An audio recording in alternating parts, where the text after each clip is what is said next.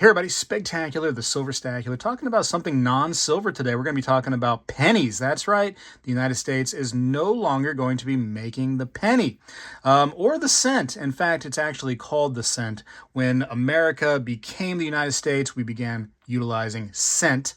And prior to that, when we had colonies and before America was consider the United States, we had the penny. We were actually making that stuff. And shoot, if you want to get technical, before all that stuff, we were actually making reals here in America before it became the United States. But hey, let's talk about something else. Let's talk about the penny. So if we use the word the penny, it's just something that we're using as a word. Many of us are familiar with that, and we've utilized that many times growing up. That being said, whatever you want to call it, penny, cent, no longer being made in the United States. It's going to save taxpayers money, allegedly, et cetera, et cetera. Now, I want to say there's some confusion, right? People think, okay, no longer making the United States, I cannot utilize any of my cents anymore for bills or for going grocery shopping or for little minor purchases, if you could even figure out how to use these things anymore. That being said, no, you can still use them as long as a business chooses to accept them. You can still use them as currency. They're United States currency. That doesn't mean that you just can't use them anymore because they're not being minted anymore. So that is not the case. Also, let's not put it past the United States Mint to make some money off the idea of the United States cent no longer being minted. In fact, apparently some of the last issues of these United States cents were held to the side and are going to be auctioned off by the mint. Isn't that great? Not only are they trying to save you money, but they're also trying to get money from some of us too in an auction setting. Hey, United States Mint, never put it past you guys and gals. In fact, I'd imagine that in the years to come, you're going to see special issue, limited edition proofs or whatever of only U.S. cent in certain collectible settings. And what I mean by that, like proof sets, maybe like certain like special issues only for 2026, 2027, whatever the case may be of the U.S. cent. Not intended for circulation, just for you all to spend extra money on. And you're going to buy it because you're thinking, hey, that's going to be the last issue of the cent. Technically, it's going to be 2026, right? Oh, shoot, here comes 2027. They're doing it again. Oh, my goodness, here comes 2030. They're doing it again. But hey, let's go back to the collectible aspect and what's going on with the cent being eliminated. People for a long time, ever since I've been in this hobby, they have been hoarding cents, thinking like, hey, I'm waiting for the day. I'm waiting for the day before they become valuable. Here's an entire baggie of just wheat cents. And this is a bag is completely full. I have bags and bags and bags of these. I have bags of actually copper cents, just waiting for copper to boost up in price to a crazy amount. And, I just keep on holding my breath for that. That being said, this stuff is probably never going to be worth that much. And that's because they minted literal billions of cents. So it's nothing in short supply. Many coin shops, it's kind of interesting. They don't care to do business with the people that are out there collecting cents because it's not a lot of money maker for them. For them to deal with this kind of stuff, it just takes up so much room. Or the collector that wants to go and look through like little flips and stuff and at the table and just try to sort through little dates and stuff for their book. That stuff takes a long time, and then the shop owner ends up getting, I don't know, $3.50 at the end of a 3-hour period of them flipping through a cardboard box trying to find the cent that they needed. It's just not a big money maker. So they've moved on, right? And the shops can't really handle that kind of business long term. It's not really good to keep their business afloat. So it's not really prosperous, right? The collectible stuff is a big deal. In fact, mentioning that kind of thing, I was actually on Whatnot the other day. And somebody had asked me, they said, hey, do you have any Indian head cents? And I said, sure. And so I put an Indian head cent up for auction in a room full of like 60 people, right? And I started at $1, which is the minimum price I'm allowed to start it at. And you know what it went for? It stayed at $1. And this is a close to XF, Indian head cent. This should have been, this was a 1907 Indian head cent. This should have been a few dollar purchase, but nobody wanted them. Nobody's trying to collect that stuff. It's not big for them. Only one collector pulled the trigger and he got it for just $1 starting. So it's not that big of a deal, but that was over on Whatnot and my personal auction. And that was my personal experience, literally the last time I did an auction over there. And hey, listen, first link in the description. You guys ever want to go to Whatnot, save $15 off of anywhere on the entire app, please feel free to use that first link in the description. Literally get $15 off of anything anywhere. Why not utilize that? And shoot, you can get 15 pennies from me at that price, you know? But the collectible aspect for pennies, I think, for the big ones, are still going to be a thing. So are your big bags of Indian head cents or your big bags of wheat cents going to suddenly, shoot the moon now that the United States is no longer minting the cent? I don't see that happening. Like I said, there are so many plain common date cents. However, this is a shout out to somebody that was on my channel many years ago in a coin show setting. I asked them for some really good advice for new coin collectors, and it was actually Z-Man, so big shout out to Z-Man. He said, hey, listen, if you're going to collect, try to collect rare, because rare will always be rare. And that is some amazing and yet simple advice, right? If you're going to collect something, collect the rare stuff, because this right here, if you buy these at 3 to 4 cents, you might one day, 100 years from now, get 6 cents for one of these wheat cent pieces right here. It's not really going to be a big ticket item, but something rare will always be rare. If you start getting the top pop or, the finest known or some key date, that's always going to be a key date. It's always going to be a top pop. It's always going to be the finest known or close to it, unless something else comes out real quick. Some hoard is found and they find a better one, or somebody gets one graded and it happens to grade better. It's still going to always be a rare coin.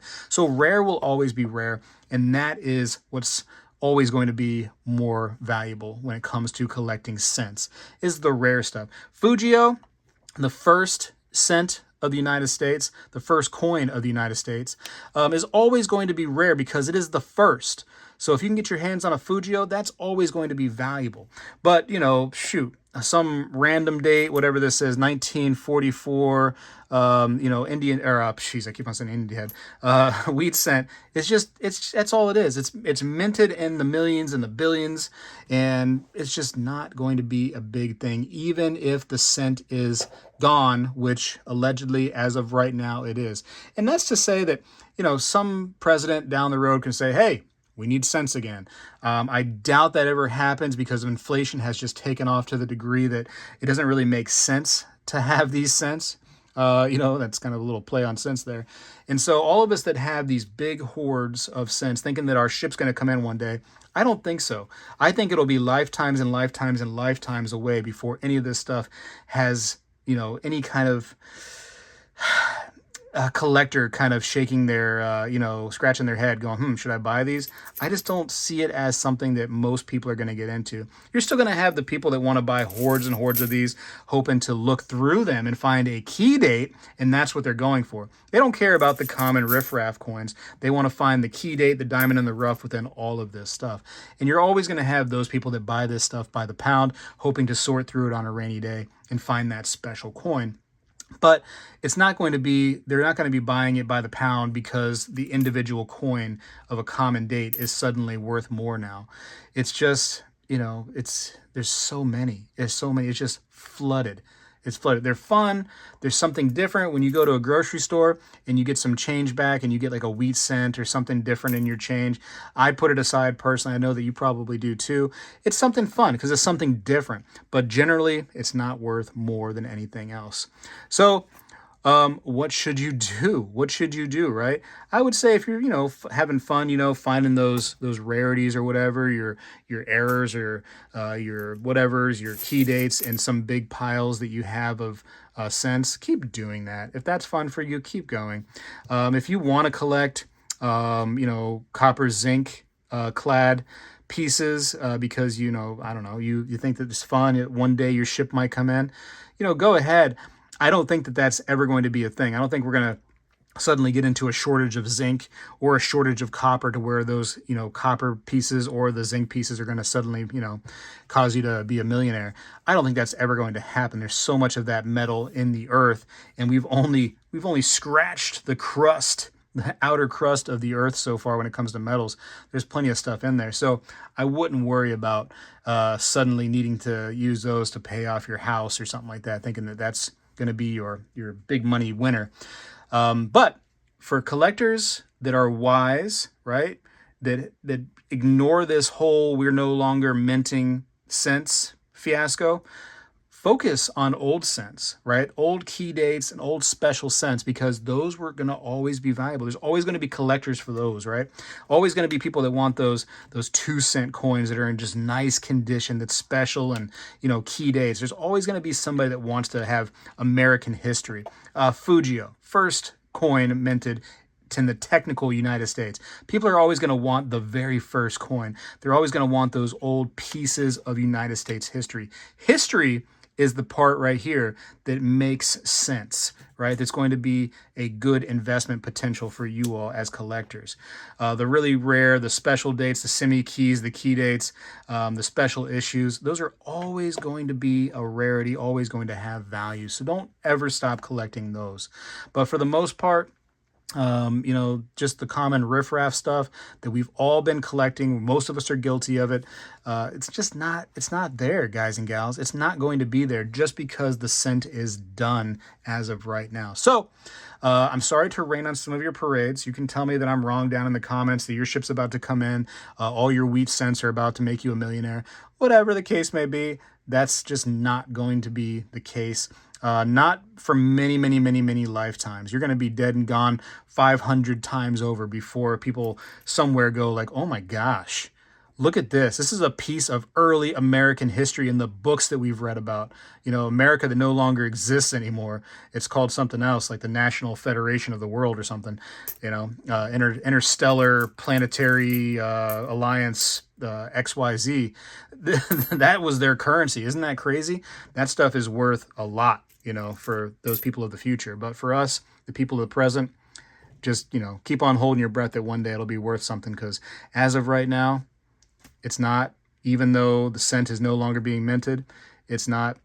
And the only people that are going to make money off of the cent no longer being minted is the United States Mint. When they start doing these special issues, they start offering these improved sets, and people start going crazy because they're like, oh my gosh, we're not minting the cent anymore. I got to get the 2026. I got to get the 2027, the 2028. I got to get the new years because otherwise they don't exist anymore. And then they'll never be, and obviously, meant for circulation. Those are just for special little sets. And even then, I really question their value. I don't think it's going to be that big of a deal. I would like to see something that's never been done before. United States Mint, you can totally steal my idea. I know you've done it in the past, but I would like to see a silver, or even better, a gold cent tribute. I would love to see that. So think about that, United States Mint. Since, especially now that, we're done with those, something like, maybe in 2030, you got some time now to think about it, a gold wheat cent. That would be so neat. And if you want to wait until maybe even later, if you guys need to, whatever, I'll be here, hopefully, knock on wood. I should still be around. I'll hope for the best. I'll keep on trying to eat a little bit better, and maybe I'll see you then. I got to go for now. Tell me what you think about this in the comments below. It's really not that big of a deal, right? I mean, it is what it is. We kind of figured this was going to happen sooner than it was. It really doesn't make a big impact on business. Most of us don't use a bunch of this stuff anyways. We just use a card, or change is not really something we carry with us with the intention of using it that much anymore. Anyways, I got to go for now. Spegtacular is out. Well, hello, everybody. I seek to educate and entertain through my journey of collecting coins and stacking precious metals. I encourage you to subscribe, and please stay with me on this journey. I am Spegtacular, the Silver Stacular. When I was a kid, we did this every day in school, and I believe we need to bring this back a little bit, and I'm going to start right now. I pledge allegiance to the flag of the United States of America and to the republic for which it stands, one nation, under God, indivisible, with liberty and justice for all.